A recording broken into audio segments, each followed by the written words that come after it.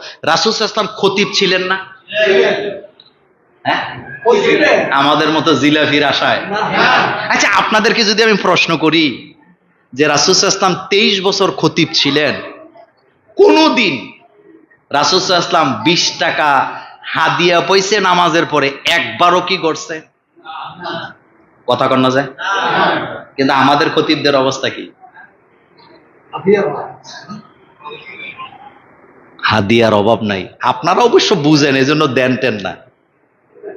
আমার মনে হয় না যে এই 2 বছরে আমি পাইছি নাকি। কাশেম ভাই, দিছেন আপনারা আমাকে? চাইছিনি? চাওয়ার কোনো ইচ্ছা আছে? 2 বছরের উপরে চলে। আপনি জিজ্ঞেস করেন কমিটিকে, কোনোদিন বলছি যে আমার টাকা লাগবে? জিজ্ঞেস করেন। অথবা আমি বলেছি যে আমার এত টাকা দিতে হবে? একবারও বলি নেই। গত বছরও ঢাকা থেকে 60,000 টাকার অফার আসছে। গত বছরের কথা বলি, 60,000। বলছে আরো লাগলে আরো দেবো, আপনি আমাদের এখানে জুমা পড়াবেন। রাজি হইছি? হই নাই। টাকার পিছে ঘুরি নাই। এটা ভিন্ন বিষয়। এটা কেন বললাম জানেন? রাসূল সাল্লাল্লাহু আলাইহি ওয়াসাল্লাম খতিব ছিলেন।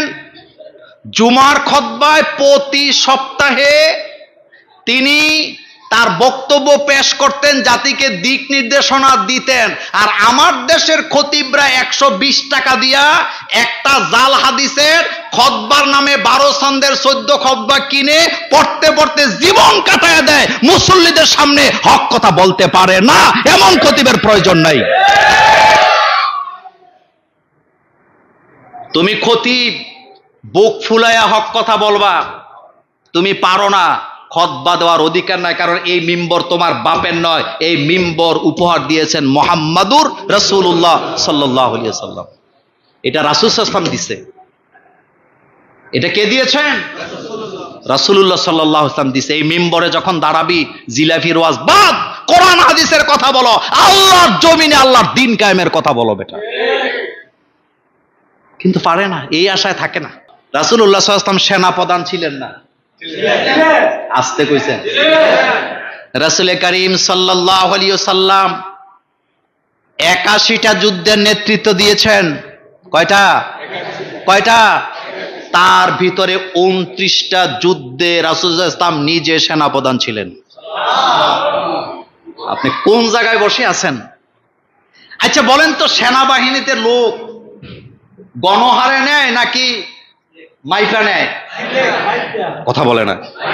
মাইপা নেয় কিনা? আচ্ছা বলেন তো, চায়নার সেনাবাহিনীর মাপ আর ইংল্যান্ডের সেনাবাহিনীর মাপ কি এক? বাংলাদেশ আর মায়ানমার কি এক? জাতির যত লম্বা, তার সেনাবাহিনীও তত লম্বা। এই যে সেনাবাহিনীতে লোক মাইপা হাইট মাইপা নেয়, এই হাইট মাইপা সেনাবাহিনীতে সৈনিকদেরকে নিতে হবে, এটা পৃথিবীর কোন সাধারণ মানুষ আবিষ্কার করেন নাই।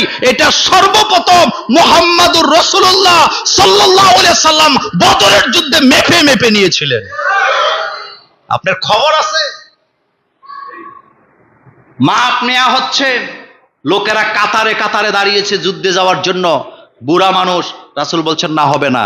দাড়ি পেকে গেছে, চুল পেকে গেছে, রাসূল বলছেন হবে না। দাড়ি উঠে নাই, ছোট বাচ্চা, রাসূল বলছেন হবেন না। যেতে যেতে 2 ভাই একসাথে গেছে। মুআযিজ নাম শুনছেন? 2 জনের মধ্যে একজন শহীদ। যায়া বলতেছে, হুজুর আমরাও যুদ্ধে যাব। রাসূলকে তো বাচ্চা, তোমরা যাবা কেন? বলছে হুজুর যাব। রাসূল বলছেন না, শিশু শ্রম এটা সর্বপ্রথম নিষিদ্ধ করেছেন মুহাম্মাদুর। আপনার খবর নাই আমার নবী কি টাইপের নবী ছিলেন? শিশু শ্রম নিষিদ্ধ করেছেন মুহাম্মদ সাল্লাল্লাহু আলাইহি ওয়াসাল্লাম। আল্লাহ রাসূল বলছেন না, তুমি যেতে পারবা না, তুমি বাচ্চা। কয় না হুজুর যাব। কয় না, তুমি বাচ্চা। ছেলে কাঁদতেছে, বলতেছে ইয়া রাসূলুল্লাহ সাল্লাল্লাহু আলাইহি ওয়াসাল্লাম, আমার মা বলেছিলেন আপনি যেদিন মক্কা থেকে মদিনায় আসছিলেন, আমার মা বলেছিলেন আপনার সবচেয়ে বড় শত্রুকে আবু জাহিল। তা আপনি যদি জিহাদের ময়দানে যাইতে না দেন, তারে শেষ করবো কেমনে? বাচ্চা ছোট, কিন্তু টার্গেট, কথা বলে না, টার্গেট। আমি তো আপনাকে জিহাদের পুরা ঘটনা বলতে পারবো না, কিন্তু এতটুকু বলি, রাসূল বলেন আচ্ছা ঠিক আছে, তোমাকে পারমিশন দিলাম, পারমিশন দিতে দেরি, পেছন থেকে আরেকটা, ওইটা আরো ছোট, বলতেছে হুজুর আমিও যাব। কেন যাবা? আমি হের ভাই। কেন? কয় দুইজন একসাথে না থাকলে আমাদের কাম কাজে মজা আসে না, গ্রুপ। রাসূল বললেন না, তুমি ছোট। ছেলে হাসি দেয়া বলতেছে হুজুর আমি বুঝে গেছি আপনি মনে করছেন তে বড়, আমার চাইতে শক্তি বেশি, দুইটারে লাগান, আমি যদি তারে হারাইতে পারি আপনি আমাকে জেহাদে যেতে দিবেন কিনা। আপনাদের ঘরে দুই ছোট বাচ্চা আছে না, একটা বড় আর একটা ছোট, একটা থেকে আরেকটা 5 বছরের ব্যবধান, কিন্তু মারামারি লাগলে কোনটা খায়? কথা কয় না। আমার মেয়ের চাইতে আমার ছোট বাচ্চার বয়সে পার্থক্য হলো 6 বছর, কিন্তু আমার মাইয়া 6 বছরের বড় হইলে কি হইব? ডেইলি একবার খায়। এটা আপনাদের ঘরে হয় না? এটা আপনাকে আমি ওই গল্প শোনাই না, এটাই বাস্তবতা। দুই ভাই বলতেছে আপনি লাগান, আমরা দেখি, আপনাকে দেখাবো আমিও তার চাইতে শক্তিতে।